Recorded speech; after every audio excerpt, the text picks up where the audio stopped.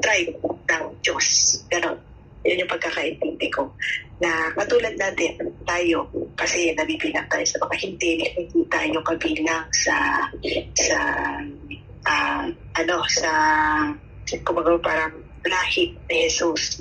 Yun. Pero tayo, naibilang tayo eh. Kaya nga sinabi sa atin, tayo, yung parang mga inampon ng Diyos.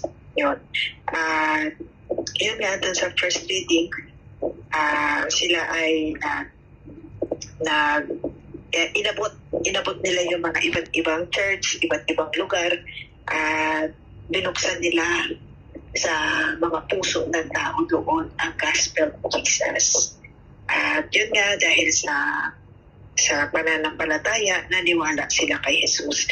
Kaya dito, kung makikita natin nga sa second reading, behold, sabi dyan, I make all things new. Kasi nga sabi, dito sa second reading, sa Revelation, sabi nga, di ba, yung God, si God, kasama ng mga people. Kasi nga, di ba, kung babalikan